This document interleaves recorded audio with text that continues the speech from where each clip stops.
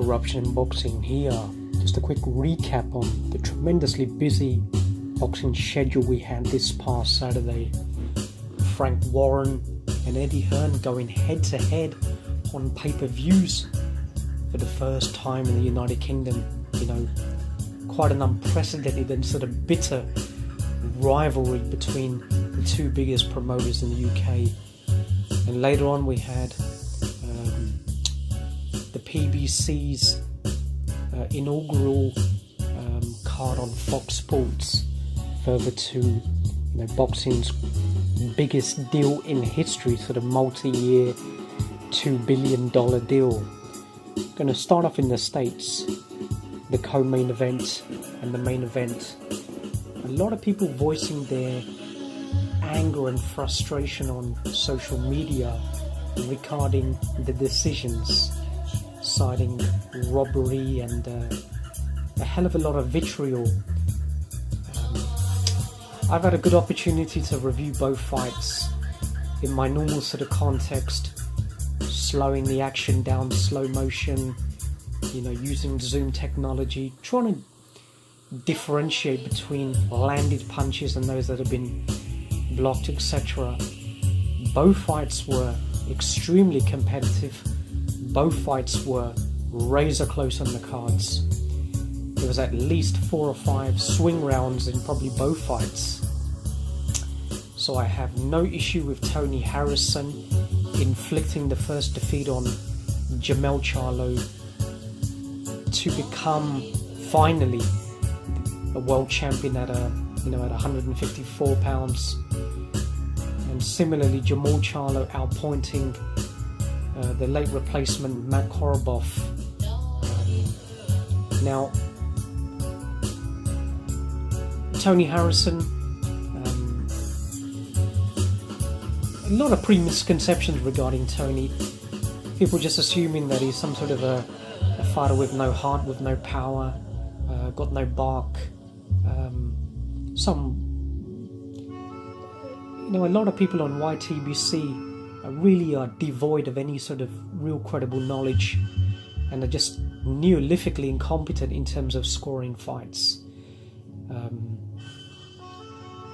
A 7-5 decision either fighter, is a reasonable swing with 114.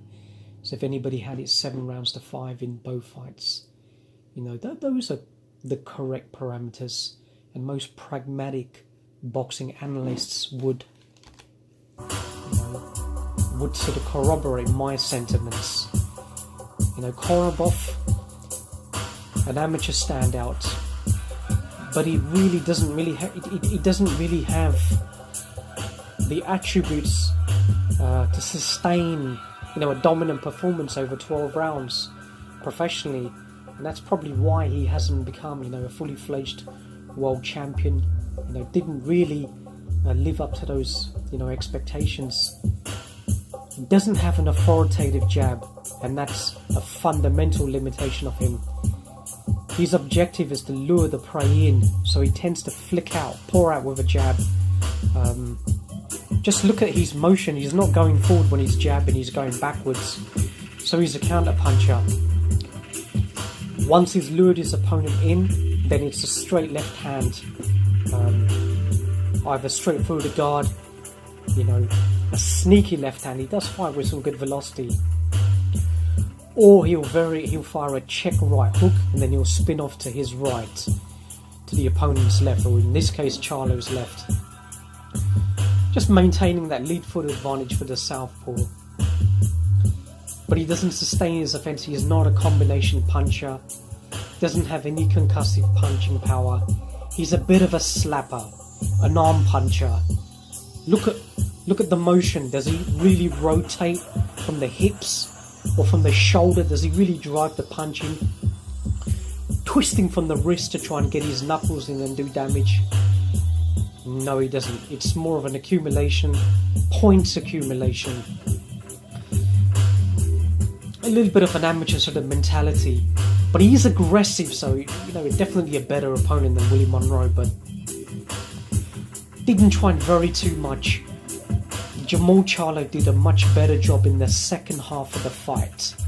And how he did that, he began really utilizing his jab, increasing the frequency of throwing his jab, started throwing the jab a lot quicker as well, real snap behind it. He had mean intentions. He began to cut the distance as well, because before he was falling in with his punches a little bit too much.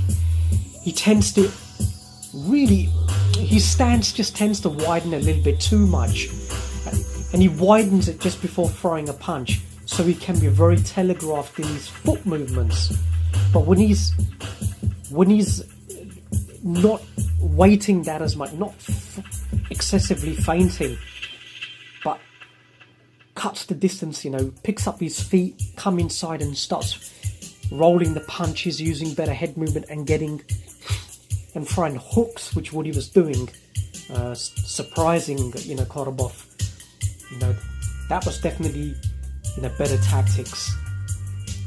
And when we talk about effective aggression, you know, who was hurt during the fight? You know, Korobov was rocked severely in the 12th round, and he was holding on for dear life. So by virtue of Charlo throwing, you know, the harder punches, making adjustments in his game, so he showed a little bit better ring IQ than Korobov.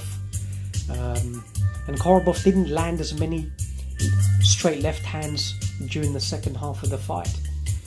You know, you can review whatever punch stats out there. I haven't seen any of them. I don't tend to pay attention to them. I tend to compile my own punch stats, and I can categorically tell you that Korobov's punch volume and his punch accuracy in the second half of the fight was not as significant, or was not as telling as the first half. So overall, I felt he did not do enough to physically to seize the title, you know, of the champion. But if he had it 7-5 to him, you know, I'm not gonna condemn you.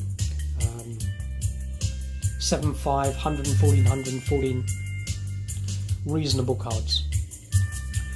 Co-main event was Tony Harrison, who's perceived as a boxer, but he has a very good jab. Conversely, a jab used in various means, not only to set up his power punches, distance management, he uses it as a counter punch as well, uses it to offset, to force his opposing fighter to reset, and it was dictating. I thought it was the most dominant punch throughout the fight. And Harrison can punch, you know, 21 knockouts in 27 clearly suggest he can punch. You know, he only came up unstuck against, you know, fighting against Willie Nelson, some 6'3", 6'4", you know, behemoth, and Jarrett Hurd, you know, the current unified champion. But he hurt Jarrett Hurd in the fight. No one has hurt Jarrett Hurd to the extent of which Tony Harrison hurt him, and Harrison was outboxing him as well. You know, Tony has one of the best skill sets. You know, people don't really give him as much credit. Defensively very good, as you would imagine with fighters from, you know, the Kronk gym. Great athleticism, great footwork, and he showed great stamina and great heart during this fight. And I got to give credit to his ring IQ as well, because he did the right thing in the 12th round when Jermell Charlo started really bringing the fire to him. You know, Jermell kept fighting to the end, and you got to give him credit. Hurt Tony Harrison in the 12th. Harrison did the correct thing to do. He didn't go backwards and try and languish on the ropes.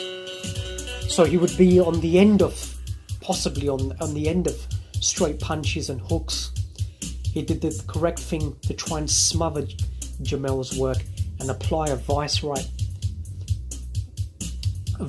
grip to try and neutralize Charlo completely, You can't criticize a man for holding in the 12th round. He fought his heart out. It was the biggest fight of his career. It's probably his last chance at becoming a world champion. He did a great job, and I think I can't remember what the scores were, but there may have been a 116, 112, which people are a little bit angry about. It definitely wasn't an 8 rounds to 4 fight. No. There were swing rounds, 8th, 9th, and a few of the others, but no controversy, no robbery in that fight.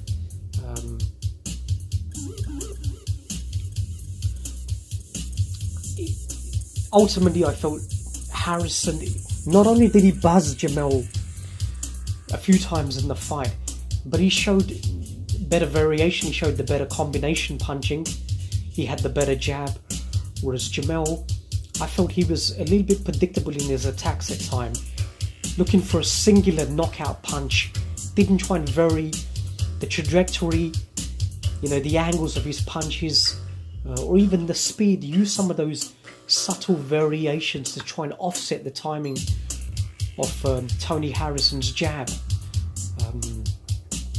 So Harrison, a little bit more versatile, very aggressive at times, the better combination, got his punches off before Jermell as well. First to the punch, good footwork, would use defensively at times. I felt he was better, used great, very good pivoting, very good punch evasive tactics. So congratulations to Tony Harrison. Detroit representing. So, but no shame in losing to Jermell Charlo. Harrison, as I mentioned, he gave the unified champion a hell of a fight. He can come back. Absolutely, he's still very young. These are guys still in their prime. I think Tony is about 30 years old. Jermell might be in his late 20s. So, he will be hurt by the defeat, but he can come back. So, no issues there. Now, over in the UK, we had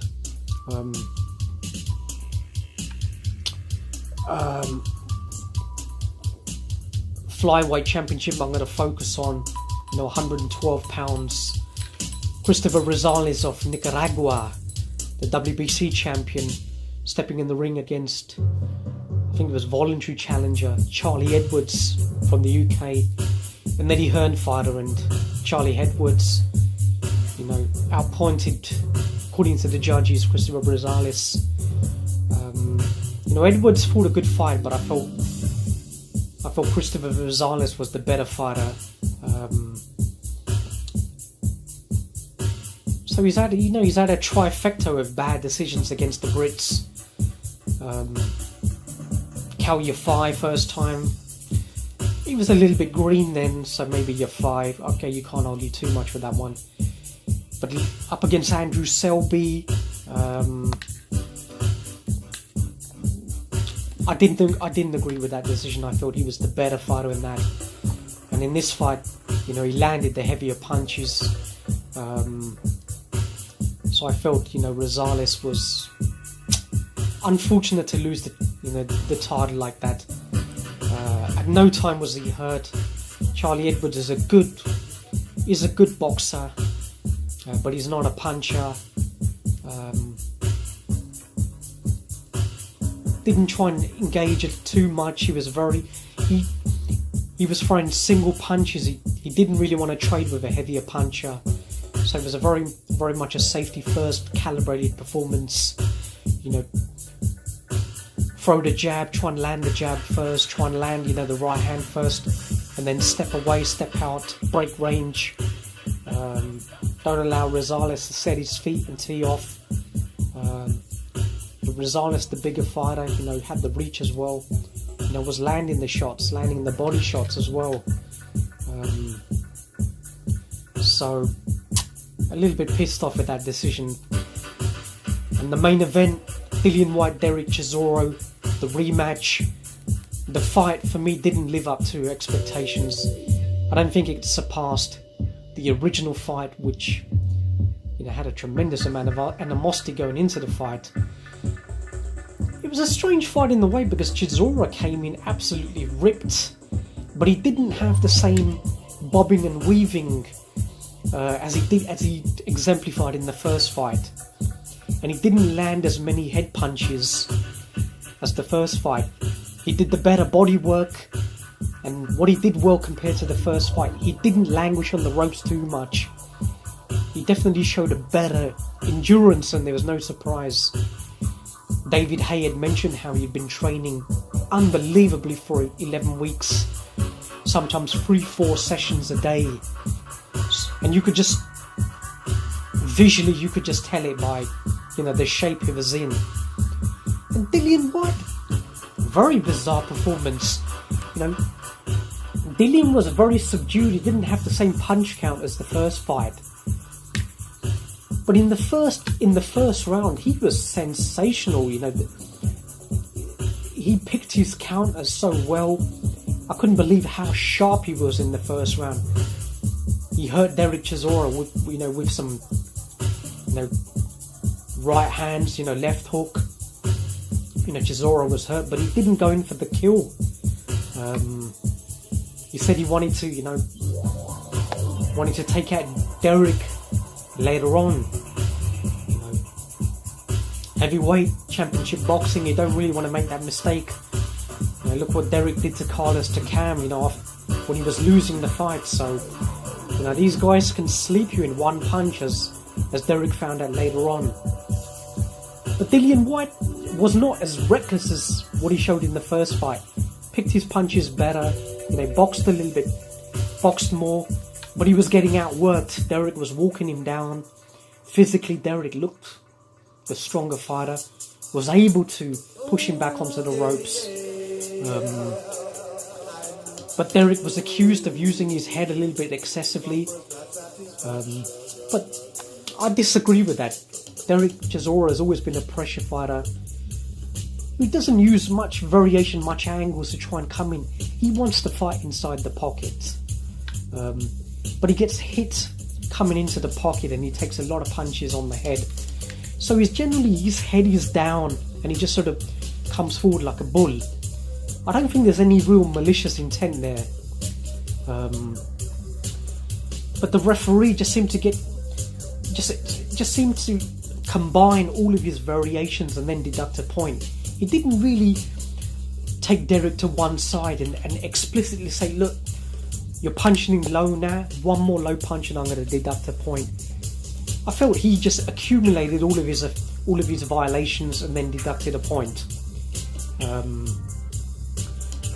With regards to the low blows, because Dereck was targeting the body throughout, I saw a lot of borderline low blows. I didn't see too many stray too far down. Maybe one or two, but I didn't see that many infringements. But I do have an issue with the second point deduction. Dillian Whyte, he did exactly the same thing what he did to Joseph Parker. You know, I was one of the only channels on the boxing scene who condemned Dillian Whyte for his premeditated infringements, what he did against Joseph Parker. You know, his bullying tactics, spearing him, trying to get him off the ropes, you know, leaning on him, folding him over, and he did exactly the same thing to Dereck Chisora in the 11th. And Chisora reacted to it, and he reacted very badly to it, and I can't condone it. You know, fired an MMA type of elbow, and then the referee immediately deducted a point. But it was frustration, you know, to what Dillian Whyte, folding him over and leaning on him. You know, a 260-pound fighter doing that, especially at that late stage of a fight. Chisora, you know, was winning the fight on 2 of the cards, so there wasn't a fix. You know, the judges were scoring the fight correctly because Dereck Chisora was definitely winning the fight. Dillian may have been picking the punches better on the counter punching as well. But Dereck was outworking him, out hustling him, landing more, throwing more. The ring general, because Dereck was fighting his fight, Dillian was getting backed up. So after the referee deducted the second point, the red mist came down on Dereck, who was absolutely pissed off. He lost his composure at the most critical point of a fight. And that's always been Dereck's problem. He's a hothead. And we've seen that in so many, especially, pre-fight build-up with David Haye and Vladimir Klitschko and with Dillian Whyte last time. He's an unbelievable hothead. Wears his heart on his sleeve. And realising that, his chances of losing the fight, he just marched forward with no intent on his defence, trying to get back the deficit, trying to knock out Dillian Whyte, threw a left hook. Both of them threw a left hook simultaneously.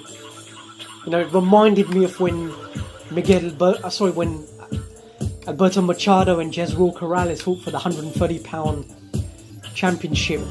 They both threw left hooks simultaneously, both landed, but Machado, was it right hooks? I can't even remember. That could have been, no, I think it was. But they both landed the same hook at the same time. Oh god, I can't remember. But Machado was the heavier-handed fighter and knocked out Jermell. And Dillian Whyte did the same. He's got one thing you haven't got to give him credit for. He's got a peach of a left hook. His boxing ability is definitely getting better. He's more refined. He's not as wild, not as reckless. He's more efficient in what he throws because he's got bad stamina, we know. So he can't afford to miss punches and deplete his gas tank. So I think that was the lesson he learned from the first fight. And that left hook was absolutely scintillating. Dereck Chisora has got a granite chin, but he's taken a lot of punishment over the years. He went down, he tried to sort of get up, and then he collapsed again. That's what you call a knockout. So, congratulations to Dillian Whyte, but he's a man who infringes the rules and he gets away with it. He got away with it against Joseph Parker, whereas I felt he should have been deducted 2 points and he wouldn't have been the victor on the cards.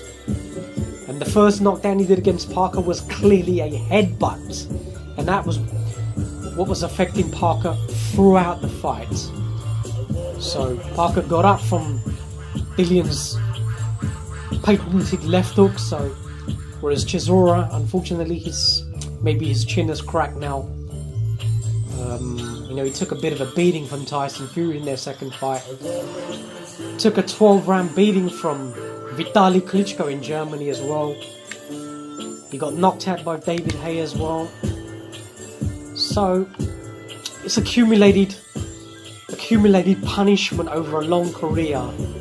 So that may be the end of Dereck Chisora. Good career, has never become world champion, but he's done okay. He's made a bit of money now, so maybe he can carry on serving his local church and serving his parishioners, and good luck to him. Now stepping over to the Frank Warren Queensbury Promotions card on BT Sports.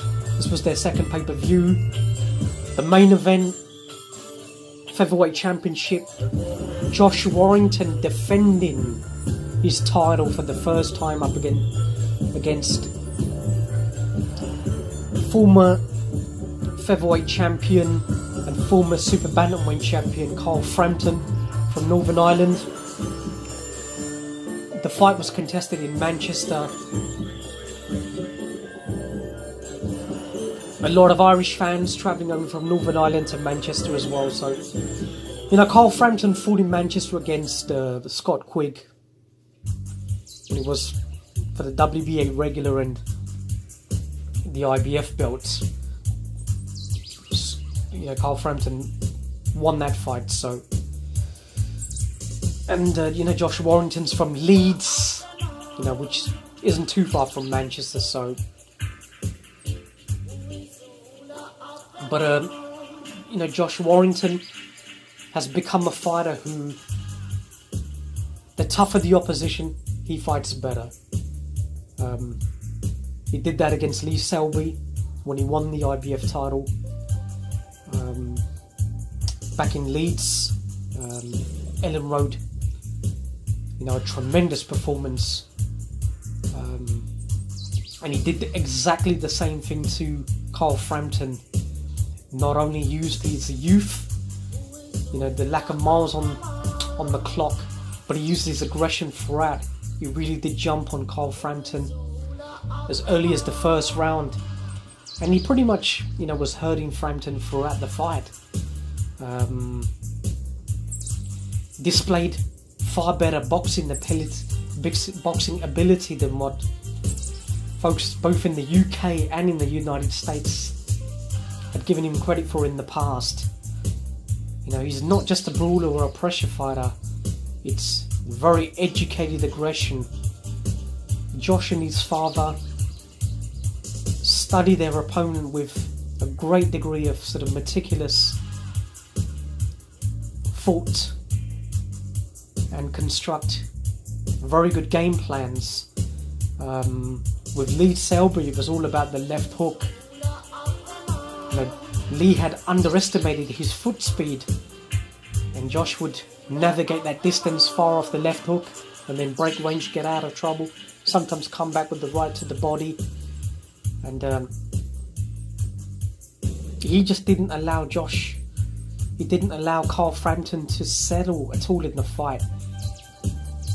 Carl Frampton is very much a rhythm fighter, a rhythm boxer, much like Lee Selby as well. Wasn't given the time, wasn't given the space,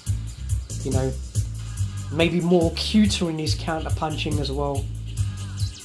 But up against a fighter, if you don't give a counter puncher distance, and what else? What better than against a counter puncher than fire punches, throw as many punches, use the law of averages as well. Try and use better angles, try and use better footwork, step around him, hustle him, use your physical strengths, use your strength as well, bully him around, turn him, and Josh did all of that. Great performance, Carl definitely did stage a bit of a comeback from round 7 onwards. There were some great exchanges. Carl's left hook started working well, but Josh showed grit, determination and toughness as well. Showed a good chin. Carl definitely landed with some great left hooks, some good right hands as well, straight right hands. But Josh would come straight back. Didn't cover up too much, didn't try and go defensively, didn't show any weakness. A buzzsaw.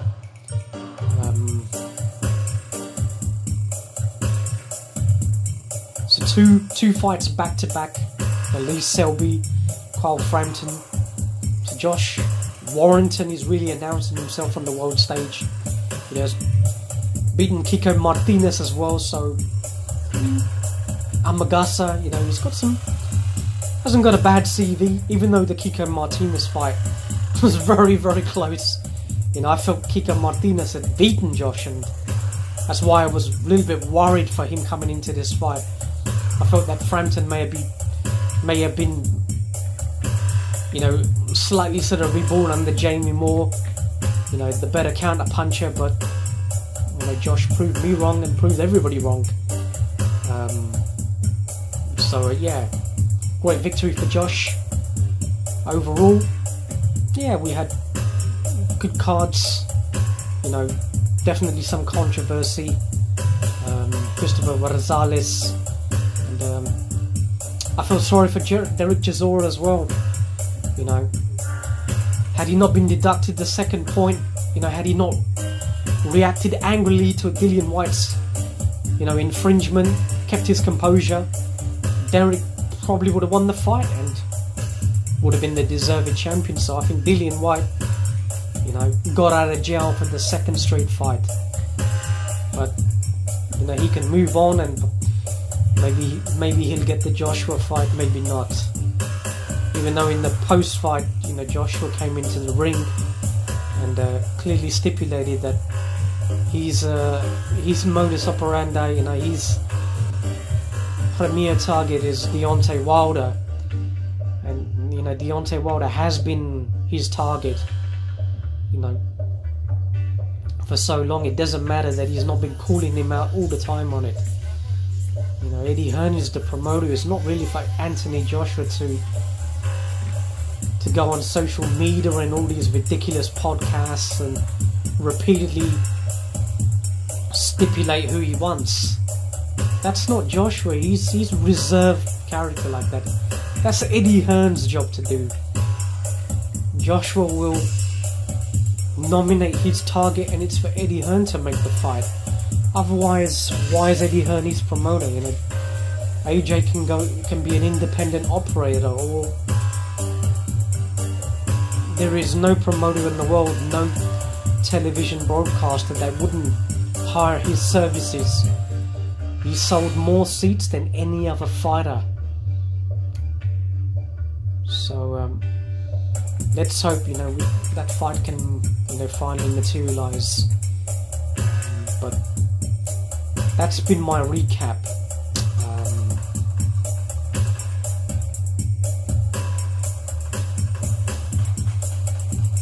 In the comment section, let me know how you scored